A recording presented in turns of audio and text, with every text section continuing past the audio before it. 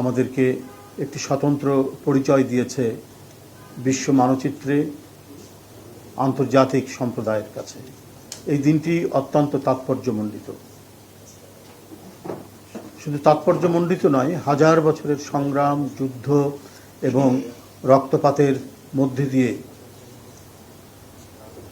আমাদের স্বাধীনতা প্রস্ফুটিত হয়ে উঠেছিল। আমাদের স্বাধীনতা চূড়ান্ত লক্ষ্য অর্জনে উপনীত হয়েছিল 26শে মার্চ। এই দেশের এক অকুতোভয় বীর, সেদিনের মেজর জিয়াউর রহমান এই দিনে স্বাধীনতার ঘোষণা দিয়ে জাতিকে যে দিশা দিয়েছিলেন, সেই দিশায় ছাত্র, শ্রমিক, কৃষক, মজুর এবং জনগণ ঐক্যবদ্ধ হয়ে স্বাধীনতা যুদ্ধে ঝাঁপিয়ে পড়েছিল। এই যুদ্ধ ছিল পৃথিবীর সকল মানুষের কাছে প্রেরণাদায়ক। এই যুদ্ধ ছিল রক্তক্ষয়ী। এই যুদ্ধে হাসতে হাসতে জীবন দানকারী মুক্তিযোদ্ধারা যে দৃষ্টান্ত স্থাপন করেছেন, আমরা সেই স্বাধীনতা যুদ্ধ এবং তার অর্জনের মধ্যে দিয়ে আমাদের যে গৌরব, সেই গৌরবের পথ বেয়েই আমরা ক্রমাগতভাবে বিগত 50-55 বছরে আমরা আরও অর্জন করেছি। আপনারা জানেন, বারবার আমাদের দেশের সার্বভৌমত্বকে দুর্বল করার জন্য, স্বাধীনতাকে সংকুচিত করার জন্য অনেক প্রচেষ্টা হয়েছে, কিন্তু জনগণের অকুতোভয় তেজোদ্দীপ্ত বীরত্বের কাছে সেই অপশক্তি পরাজিত হয়েছে। স্বাধীনতার যে মূল মন্ত্র ছিল গণতন্ত্র, সেই গণতন্ত্রকে পরবর্তী পর্যায়ে নানাভাবেই বন্দী করা হয়েছে অথবা সেটিকে মৃত ঘোষণা করা হয়েছে।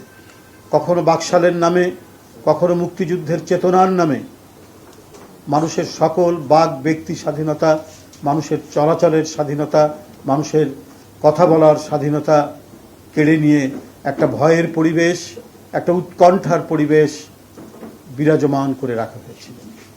আমরা স্বাধীনতা উত্তর যে পরিস্থিতি দেখেছি বাকশাল কায়েবের মধ্যে দিয়ে, আবার 2009 সাল থেকে 2024 সালের 5ই আগস্ট পর্যন্ত আমরা সেই বিভীষিকার নতুন ভয়াবহ রূপ আমরা দেখেছি।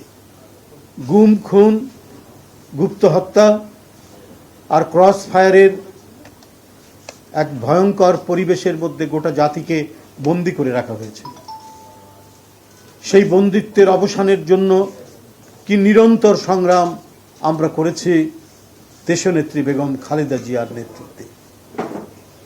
এই অকুতোভয় মহিষী নেত্রী তার জীবনের সমস্ত আয়েশ, আরাম, নিরাপত্তা কোনো কিছু তুচ্ছ না করে গণতন্ত্র ফেরানোর জন্য সংগ্রাম চালিয়ে গেছেন নিরন্তরভাবে। তারপরে আপনারা সবাই জানেন, তাকে মিথ্যা মামলায় এই মহিষী নারীকে একটি ভগ্নস্তূপের মধ্যে, ভগ্নস্তূপ হয়ে যাওয়া একটি কারাগারের মধ্যে বন্দী করে রাখা হয়েছিল। এরপরে তারই সুযোগ্য পুত্র, জ্যেষ্ঠ পুত্র, সেই সময়ের ভারপ্রাপ্ত চেয়ারম্যান, এখন বিএনপির চেয়ারম্যান এবং দেশের নির্বাচিত প্রধানমন্ত্রী জনাব তারেক রহমান দলের নেতৃত্ব নিয়ে দেশনেত্রী বেগম খালেদা জিয়ার গণতন্ত্রের সংগ্রামের পতাকাকে তিনি বিজয়ের পথে নিয়ে এসেছেন। বেগম খালেদা জিয়ার সংগ্রামী চেতনা এবং মহান মুক্তিযুদ্ধের ঘোষক শহীদ রাষ্ট্রপতি জিয়াউর রহমানের গণতান্ত্রিক চেতনা, এটাকে বুকে ধারণ করেই জাতীয়তাবাদী শক্তি তারা সকল অত্যাচার, নিপীড়ন, নির্যাতন, আয়নাঘরের মধ্যে বসবাস করেছে বছরের পর বছর ধরেও কেউ পিছপা হননি গণতন্ত্র ফেরানোর আন্দোলনে। বন্ধুরা আমার, এখন আমরা যে সমাজে বসবাস করছি, কমপক্ষে এটুক তো যে নির্ভয়ে কথা বলা যায়, এবং কথা বললে পরে যে কেউ গুম হবে না এই নিশ্চয়তা দেওয়া যায়। অবলীলায় কি পার্লামেন্টের ভিতরে বাইরে টকশোতে নির্বিঘ্নে সবাই কথা বলছেন। মানুষের প্রাণ ভরে কথা বলা, সত্য উচ্চারণ করা যে পরিবেশ, সেটি তো গণতন্ত্রের প্রধান শর্ত। সেই অঙ্গীকার পূরণে জনাব তারেক রহমান নিরন্তরভাবে কাজ করে গেছেন। এখনো প্রতিনিয়ত তার বিরুদ্ধে বিষোদ্গার করা হচ্ছে।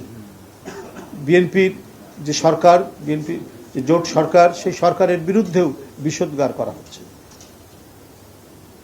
বিরোধী রাজনীতির পক্ষ থেকে বলেছেন এক ফ্যাসিবাদ বিদায় নিয়েছে, আরেক ফ্যাসিবাদ কায়েম হয় কিনা সেটা দেখতে হবে। ফ্যাসিবাদ কায়েমের ইতিহাস তো বিএনপির নেই, বরং ফ্যাসিবাদ থেকে উত্তরণের গৌরবোজ্জ্বল ইতিহাস বিএনপির। 15ই আগস্টের আপনারা জানেন যে পরিবেশ তৈরি হয়েছিল এই দেশে 1975 সালে, যে ষড়যন্ত্র, চক্রান্ত, রক্তাক্ত অধ্যায়, সেইখান থেকে 7ই নভেম্বর সিপাহী জনতার বিপ্লবের মধ্যে দিয়ে